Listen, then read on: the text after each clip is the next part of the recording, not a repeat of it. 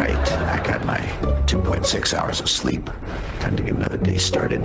Start out with some social posting. Now, I'm not sure who did this, but it masterfully captures the sweeping, cinematic, spectacular presence that my opponent, good old Lion Joe, brings to office with him.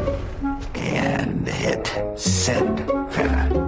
Called us for a special caring touch. Visiting angels care so much. Visiting angels, America's choice of home care. And by the way, thanks South Carolina for coming out to vote today.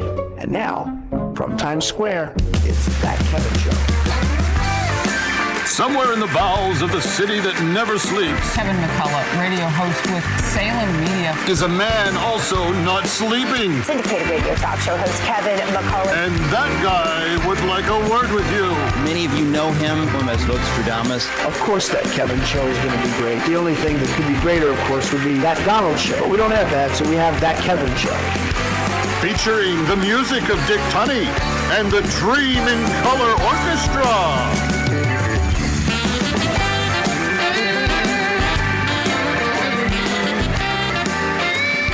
Tonight, making America great again, Fred Fleitz and Mary Jo Ginchard.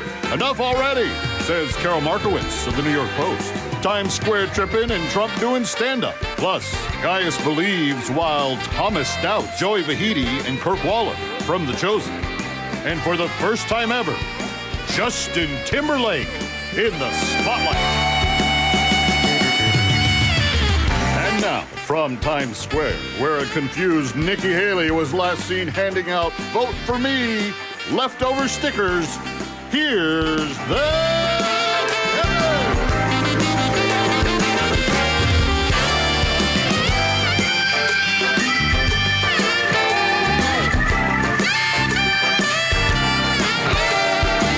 This is about who should be the nominee that can win a general election, because nothing gets fixed if we lose. And that's what this is all about, is we've got to look at the fact that 60% of Americans think Donald Trump's too old and Joe Biden's too old. And we have a country to save. All right, ladies and gentlemen, welcome to the weekend. It's a big one. And in South Carolina tonight, as expected, President Trump beating Nikki Haley once again. But you just heard her there. She doesn't think that this is about winning elections. She keeps talking about winning an election that she's not winning the right to get qualified to be at yet. It's kind of backwards, isn't it? I mean, it's one thing. So she's been running around on the campaign trail for the last number of weeks, touting this poll that came out sometime last year that said 70% of American voters don't want Trump. They don't want Biden. No, they want something else. And she thought that she could be that something else for those people.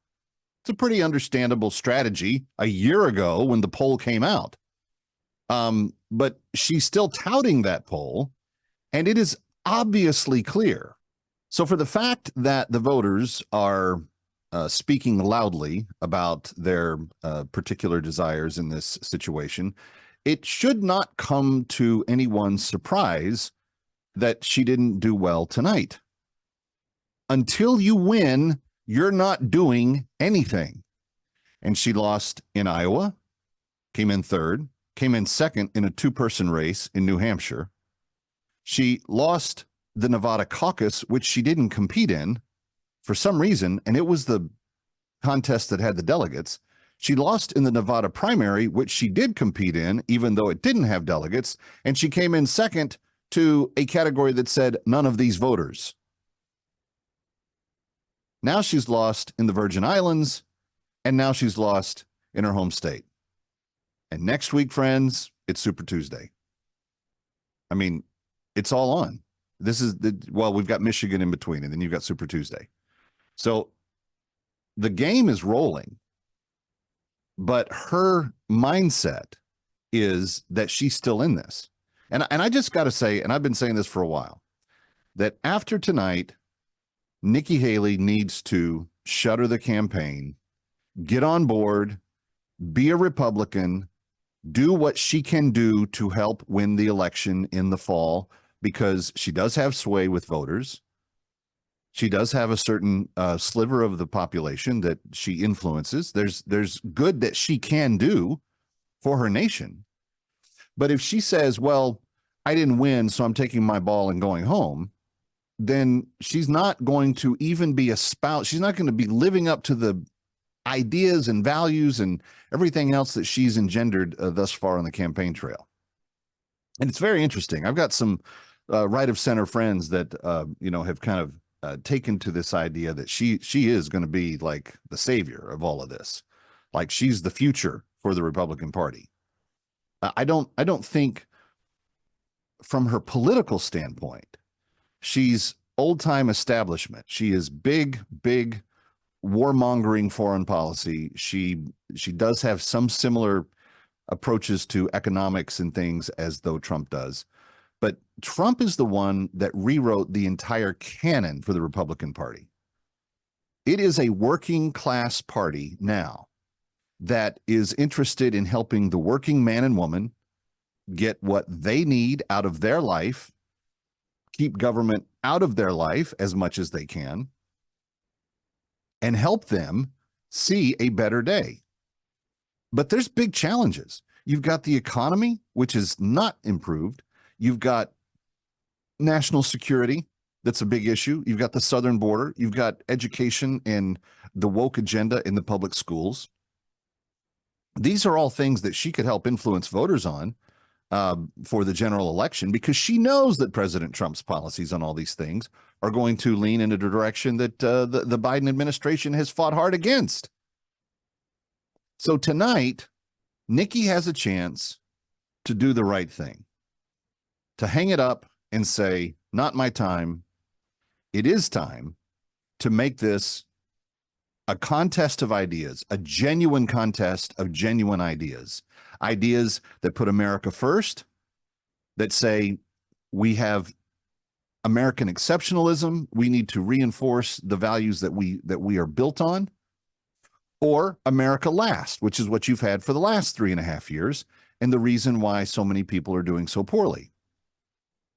These two sets of ideas are going to be now on the ballot come November. Nikki Haley can play a role in helping the America First ideal be put forward. She can actually play a significant role in helping undecided voters come to the table. But if she continues to tout this, they're both too old and I'm the only answer to all of it, which clearly the voters don't want. Clearly, in all 6 or 7 contests that she's now lost, plus the one she lost that Trump wasn't even in, she's lost everything. She just keeps losing. Anyway, that's thoughts on what's going on in South Carolina tonight. Now, last week, we gave away our first That Kevin Show coffee mug. Tonight, we are drawing another name at the top of hour 2, and I want you to stick around, because if you've sent your registration to register for a chance to win, your name could be drawn tonight in just after the 10 o'clock hour East Coast time. That's coming up in hour 2. Now, the reason you might want to register to win a coffee mug anyway is we're going to give one away each week for the rest of this year. So if you didn't win this week and you registered, you're still registered. You could win next week. And on the weekend of July 4th, we're going to draw a name of those that have registered thus far to win a $1,000 cash prize from That Kevin Show, payable to you as the winner if you have registered for the mug contest. We're going to give away a mug every week. You're going to have a chance to win a mug every week. Beautiful. We got the white with the black logo, and we've got the black with the white logo. We've got both kinds. Your chance to win that every week, every Saturday night, right here on That Kevin Show. But the other reason you might want to register is that you could have a chance to win the $1,000 drawing of those who have mugs. And it's going to be a lot of fun. We're going to celebrate America's birthday by giving someone $1,000. All right? Get registered. Here's how you do it. ThatKevinShow@gmail.com. ThatKevinShow@gmail.com. thatkevinshow@gmail.com. That's where you go to win and register to win and be included in the opportunity to win, all coming up. I'm Kevin McCullough. So glad that you're with us tonight. Huge show, by the way. Did you see that guest list? Oh, my goodness. We get started with America First very own Fred Flights coming right back after this first break here on That Kevin Show.